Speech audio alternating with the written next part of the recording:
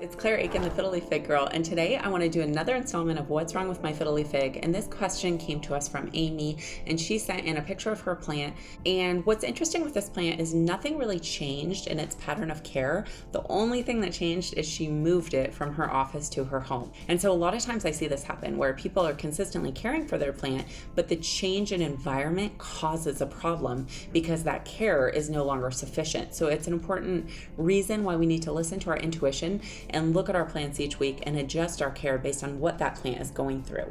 And so you can see the plant used to be healthy in her office. It had actually large north-facing windows, which aren't giving a ton of light in the northern hemisphere. She's actually in Virginia, but they were large enough windows that it was getting enough light. Well, she moved it to her home to a south-facing window, and that's when things started going a little bit haywire. She was also worried that her home was dry, so she started misting it and started watering it a little bit more to compensate for that dryness. And so I think the core thing going wrong with this plant is that it is overwatered and it's not getting enough light. It was used to very, very large windows. Now it has one smaller window, and there's actually, you can see from the pictures, there's a lot of trees on the exterior of the window, so it may just not be getting enough light. And the bottom line is that it's too wet. So I asked her to use a soil meter to see how wet the soil was. It turns out it was 10 out of 10 sitting in water at the bottom of the pot. So she pulled the plant out from the pot. There was mold and all kinds of just, things going on down there, just nastiness at the bottom of the pot. And so the roots were kind of mushy, they were black, there was mold, there was all kinds of musty smells. And so she cut out all the mushy roots that didn't look good. She repotted it, but it's still dropping a lot of leaves. And so that's a lot of times what we see is this change in environment triggered this problem.